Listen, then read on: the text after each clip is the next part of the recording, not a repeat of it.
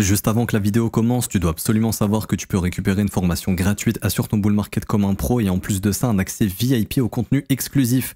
Défile dans la description de cette vidéo, clique sur le premier lien juste ici, clique sur obtenir gratuitement, remplis ce formulaire, trade sur notre plateforme partenaire BitGet et obtiens le contenu VIP qui te permettra de trader à mes côtés en suivant mes stratégies et un accès VIP sur mon Discord. Également, tu recevras automatiquement mon top 5 altcoin pour 2024. Tu peux retrouver une vidéo qui t'explique tout dans la description. Juste ici, bon visionnage. Bonjour à tous, j'espère que vous allez bien. On se retrouve pour le brief du jeudi 8 février 2024. On se fera un petit point. Bitcoin, Ether, Bitcoin qui casse enfin la résistance, et Ethereum qui tente et qui est en train de la casser également. Et on fera un point sur Ethereum classique, c'est lui qui a gagné enfin. Du coup, je remets en jeu RNDR contre CFX, donc à vous de choisir en commentaire l'analyse que vous voulez pour demain et aussi à me donner des idées de versus en commentaire. Je vais le tourner aujourd'hui. Du coup, je regarderai ça. Alors, le BTC qui enfin s'affranchit de la résistance, donc on choisit de d'abord aller casser d'aller prendre les stops des vendeurs. Comme on avait vu ensemble, on avait un triangle ici qui était synonyme de contraction du prix, donc de résolution imminente. On a eu la résolution hier soir, plutôt intéressant. Et maintenant on est dans les niveaux qu'on avait vu ensemble, dans les objectifs, c'est-à-dire dans la zone d'imbalance daily qu'on avait vu ici. Qu'est-ce qu'une zone d'imbalance? C'est une zone dans laquelle on a un déséquilibre du prix, dans laquelle généralement on a une accélération du prix, que ce soit au nord ou au sud. Donc là c'est une accélération au sud qu'on avait eue. Ça veut dire que dans cette zone les vendeurs ont explosé les acheteurs et donc c'est une zone que les vendeurs vont forcément et très probablement défendre. Ok. Si les vendeurs arrivent à retourner le prix dans cette zone, qu'est-ce que serait un signal de retournement? Ce serait par exemple une structure baissière comme un M-top, ce serait par exemple une réintégration de la résistance qu'on a vu ici. Ça serait un signal baissier. Okay.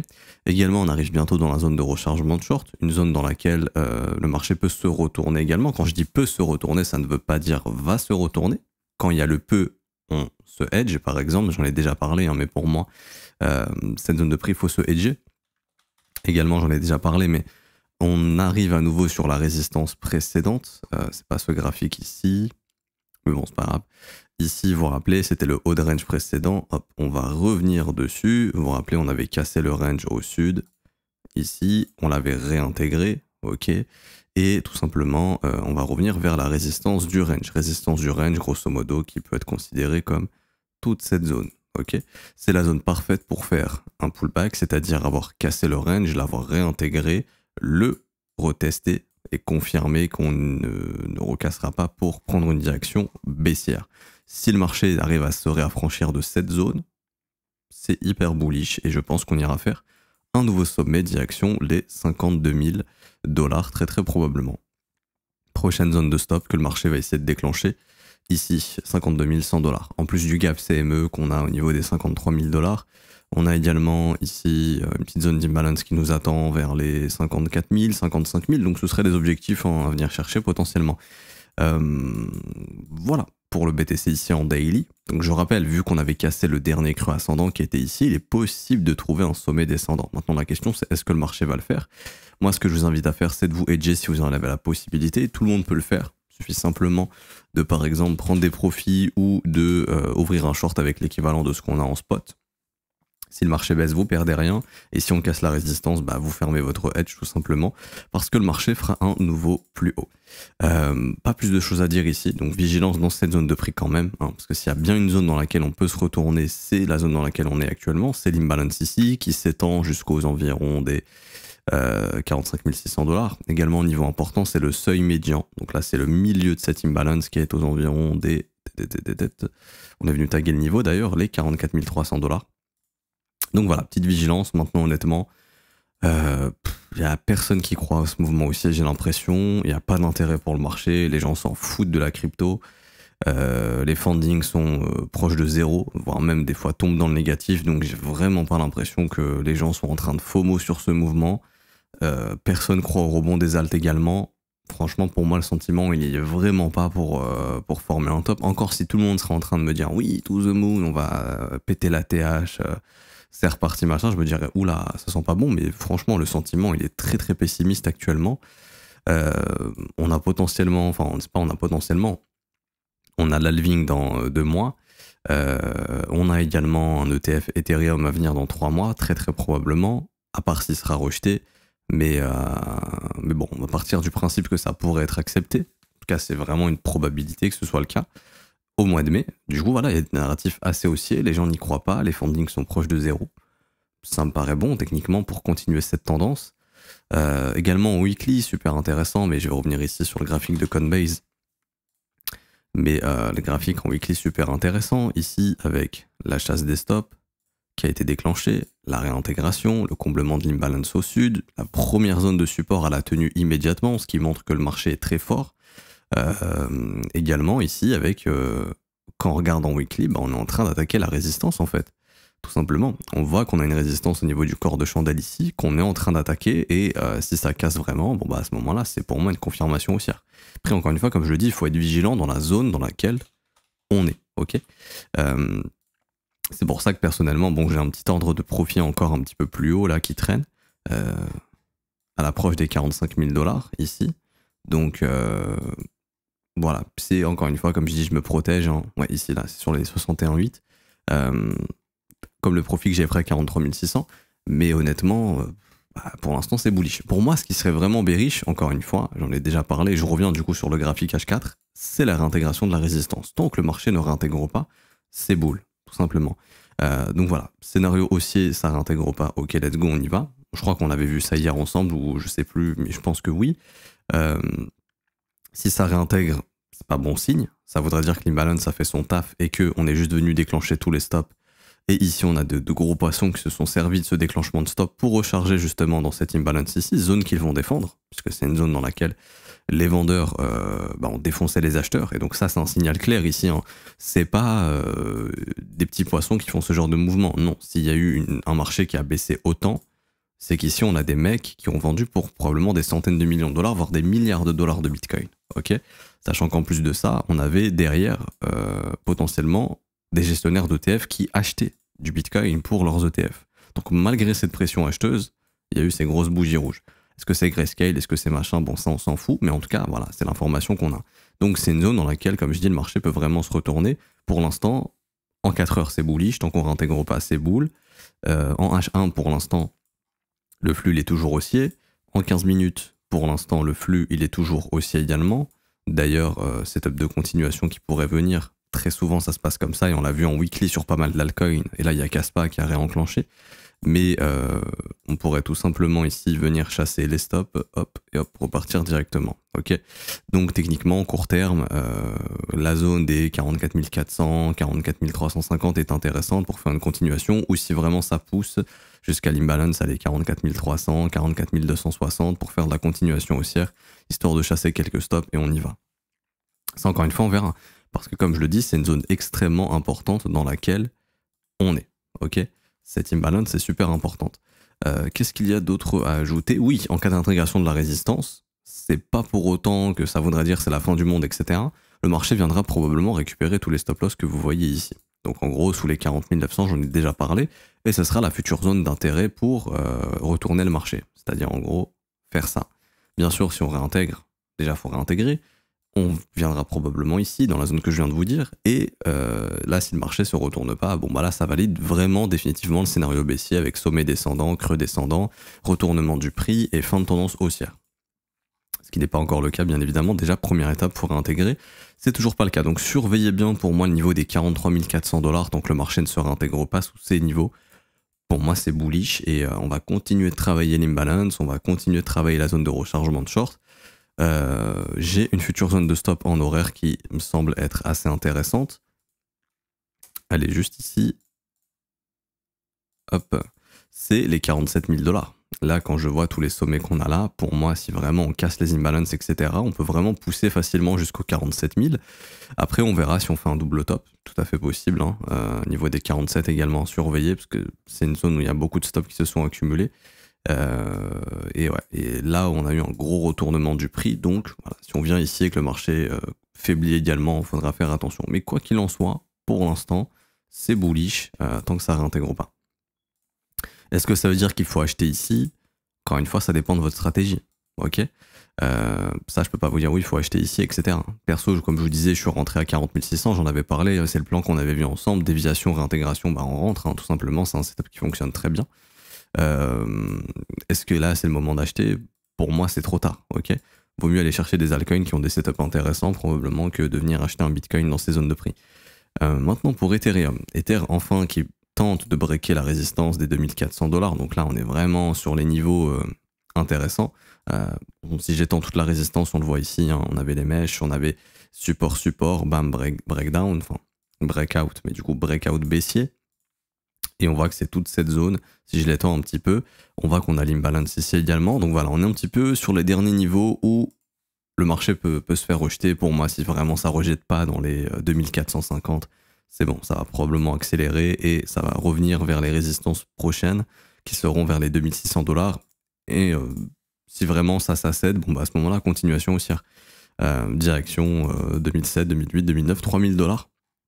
Très probablement en amont d'un ETF sur Ethereum. Donc bon, on focus quand même la zone de rechargement de short, hein, ça peut très bien faire ça. Mais ouais, dernier niveau pour moi, pour que les vendeurs puissent retourner le prix. Donc si c'est baissier, Bitcoin et Ether vont se retourner là très bientôt. Ça veut dire en gros, on perd l'imbalance, ok. Enfin, sur Bitcoin, on se fait rejeter dans l'imbalance. Sur Ethereum, on est juste venu chercher les stops. Ici, on réintègre. Donc, retourner sous les 2390 $, ce serait pas très bullish pour Ethereum. Allez, sous les 2380. Ça voudrait juste dire qu'on est venu péter les stops, qu'on réintègre et qu'à ce moment-là, on essaiera de venir récupérer plus de stops au-dessus, dessous 2230 et 2160. Et à ce moment-là, ça voudrait potentiellement signaler que Bitcoin, lui aussi, se dirige potentiellement vers les 40 800 $. Pour aller chasser des stop-loss et aller chasser tous les plus bas journaliers qu'on a laissé traîner, tous les plus bas weekly, etc., etc. Et que du coup, qu'on aura rejeté dans cette imbalance. Mais tant que Ethereum non plus ne réintègre pas, honnêtement, go chercher la zone de rechargement de short, voire potentiellement même go chercher d'autres niveaux. Comme par exemple, essayer de faire un nouveau sommet. Okay, donc surveillez bien à ce qu'on ne réintègre pas sur Ethereum sous les 2380, ça serait pas très bullish, c'est-à-dire en gros si le graphique nous fait ça, ok, ce serait pas très bull. Et pour Bitcoin, surveillez bien ce qu'on ne réintègre pas ici, ok, ça serait pas très bullish non plus. Je voulais rajouter quelque chose d'autre, on a pas mal de plus hauts journaliers je pense. Ouais, les prochaines zones de stop pour moi si ça ne réintègre pas, on va très vite squeeze probablement jusqu'aux 2613 $, parce qu'on a le plus haut du 21 janvier, le plus haut du 19, le plus haut du 18, le plus haut du 17, le plus haut d'il y a 2 semaines. Donc il y a une énorme zone de stop qui nous attend ici, aux 2600, combien j'avais dit 2614 $ à peu près. Pour moi vraiment, si ça ne réintègre pas ici, je pense que très vite on va se diriger vers les 2600 $. Et du coup, ça fait une hausse de combien ici 7%. Ça voudra dire que soit ETH reprend de la force face au Bitcoin, mais si Bitcoin pump également, ça voudra dire que Bitcoin lui se dirige vers la grosse zone de stop ici, où je vous ai montré tout à l'heure les 47 000 $. Ok, tout simplement, pas plus de choses à dire pour moi sur BTC. Je pense qu'on est bon, Ethereum également, et donc on peut finir avec Ethereum classique. Alors, Ethereum, et aussi oui, une chose qui est importante que vous devez surveiller, j'en parle dans l'information gratuite, c'est l'impression de stablecoin. Ok, l'impression de stablecoin montre l'argent qui rentre dans le marché. On voit qu'on a eu énormément d'impressions d'octobre jusqu'à fin janvier, jusqu'au 1er février. Là, ça fait à peu près 8 jours qu'on n'a pas eu d'impression. Est-ce que ça veut dire que c'est bon, il n'y a plus de demande? Pas forcément. Ok, mais il faut de l'impression fraîche pour qu'on ait une continuation haussière du marché. Ce qui n'est pas le cas actuellement, il n'y a plus d'impression. Donc ça, c'est aussi un indicateur à surveiller. Si vraiment pendant encore 1 semaine, 2 semaines, 3 semaines, ça n'imprime plus, ça veut dire qu'il n'y a pas énormément de nouvelles demandes fraîches dans ce marché. Et ça sera compliqué de le pousser ce marché encore plus haut et plus haut et plus haut. Et ça pourrait peut-être signifier qu'on est dans des périodes de distribution. Maintenant, est-ce qu'on n'a pas un switch sur l'USDC? Parce que là, USDT, BlackRock a clairement dit que, je ne sais plus si c'est BlackRock ou Goldman Sachs, mais ils veulent vraiment faire de l'USDC, pardon, le stablecoin standard, parce qu'il répond bien aux régulations américaines, machin. Donc, est-ce qu'on n'a pas de la smart money qui, justement, est en train de switcher sur de l'USDC? Et là, on dirait bien que si. On voit maintenant que c'est l'USDC qui a pris le relais. L'USDT s'est calmé, mais vous voyez, l'USDC, lui, on est passé le 1er février. On était à, ici, on était à 26 700 000 000, on est à 27 500 000 000 pendant que l'USDT ne monte plus. Donc là, j'ai vraiment l'impression qu'il y a un switch qui est en train de se faire sur l'USDC. Donc ce que je vous invite à faire, c'est de faire USDC supply, ok, Donc vous faites USDC supply ici et vous rajoutez simplement l'USDT supply. Voilà. USDT, Tether BDC, Tether USD, Tether ETH, Tether Market Cap, Tether Supply. Voilà. Donc voilà. Et donc là, on voit automatiquement que il y a toujours de l'impression. Ok. Malgré que l'USDT se soit calmé, il y a toujours de l'impression parce que c'est l'USDC qui a pris le relais. Et du coup, pour finir, alors, le Ethereum classique. Franchement, le graphique, il est super. Alors, Ethereum classique, bien sûr, qui retrouve de l'intérêt, on va dire, depuis la mise à jour de 2.0 sur Ethereum. Il y a beaucoup de mineurs qui ont switché sur Ethereum classique. Donc, c'est ce qui pourrait expliquer une appréciation du prix potentiellement. ETC a survécu au cycle précédent. Donc, ETC, ça fait quand même depuis 2016 qu'il est là. Enfin, en tout cas, la Surcon. Et je ne sais plus quand est-ce que c'est sorti. Moi, je l'ai connu en 2016. Après, je ne sais pas si ça existait avant, je m'en rappelle plus. Je crois qu'Ethereum, c'est 2015. Donc Ethereum classique, ça devait être encore avant Ethereum, si je dis pas de bêtises, si je dis pas de conneries. Mais ici, on est sur une charte magnifique, grosse accumulation, très probablement. Horizontalité, c'est le meilleur moment pour investir. On est dans une volatilité très faible. Vous regardez, à chaque fois qu'on est dans une volatilité faible dans le vert, très bon moment pour investir. Dans le vert ici, très bon moment pour investir. Dans le rouge, c'est plus du tout le moment. Ensuite, les cycles baissiers arrivent et là, on est de nouveau dans le vert. Donc, c'est les moments où on cherche à se positionner pour du long terme. Donc là, déjà, pour moi, ETC, s'il survit, il y a du profit à se faire. Ok. Maintenant, graphiquement. Alors, graphiquement, ETC, très belle structure qui vient de se former récemment. Beau W weekly ici qui s'est formé. Breakout, pas de réintégration. Donc déjà, pour moi, tant que le marché ne réintègre pas le breakout précédent, ici, c'est bullish. Pour moi, tant qu'on ne retourne pas sous les 20 $, on est plutôt dans un mouvement haussier et il faut s'attendre à ce que le marché puisse continuer de monter. Également, ce qu'il faudrait voir, c'est la cassure ici de cette résistance. On a essayé de la casser, pour l'instant, on a du mal. Si on casse vraiment la résistance des, je dirais ici, 27, 28 $, ça peut vraiment se mettre à accélérer. L'objectif, tout simplement, sera, et je crois que ça a déjà été atteint, mais ça peut être une zone de rechargement de short dans un premier temps. On a fait une mèche quasiment, mais ce sera la zone des 33 à 38 $, ok. Et pour moi, grosso modo, tant que le marché vraiment ne réintègre pas la zone des 22, on est haussier et on peut monter tout simplement. C'est tout ce qu'il faut se dire. Franchement, c'est pas plus compliqué que ça. Réintégrer sous les 20 $, c'est moche. Et à ce moment-là, je pense qu'on viendra récupérer tous les stops sous les 17 et potentiellement tous les plus bas, c'est-à-dire le plus bas de 2022 à 12 $, le plus bas de 2023 à ici, je verrai après, là j'ai pas le prix, mais du coup sous 12 $ également, grosse zone de stop ici, donc ouais, réintégrer sous ce niveau, ce sera probablement une forme de spring dans une accumulation wake-off avec une dernière chute qui vient récupérer tous les stops, et ensuite probablement bottom définitif.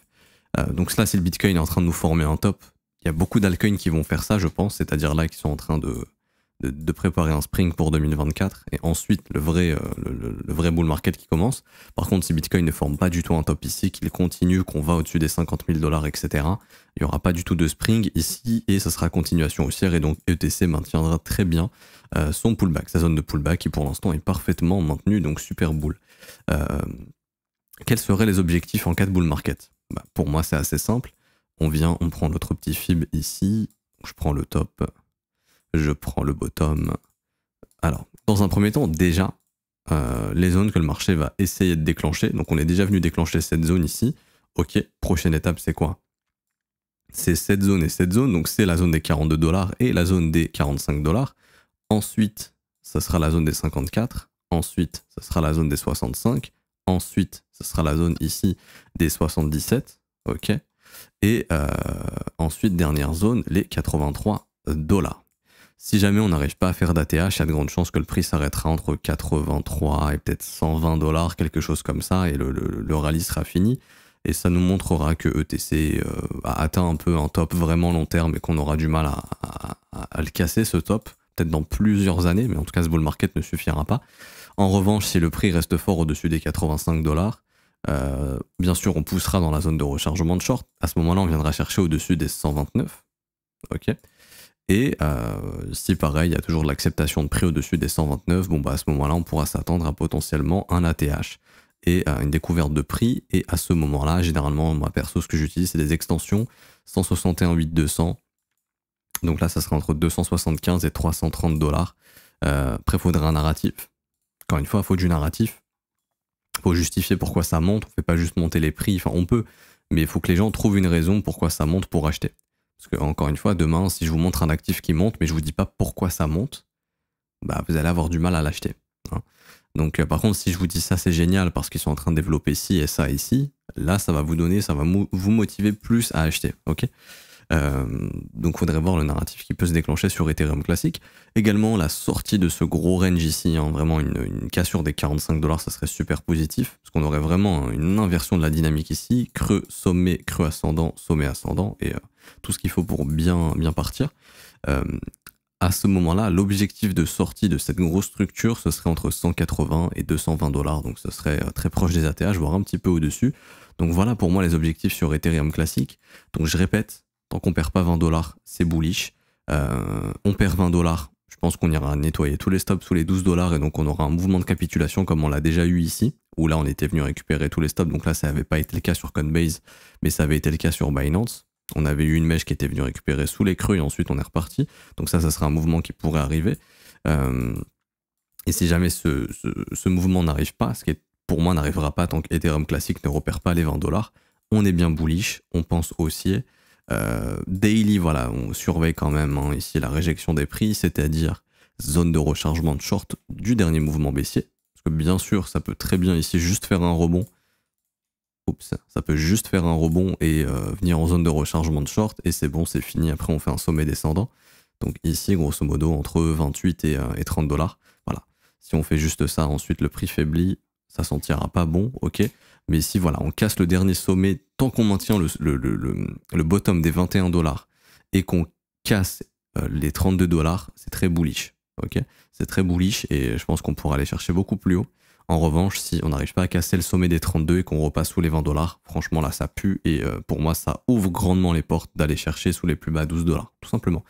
Je m'arrête ici pour aujourd'hui, j'espère que ça vous aura plu. Si c'est le cas, n'hésitez pas à mettre un petit pouce bleu, vous abonner si ce n'est pas déjà fait.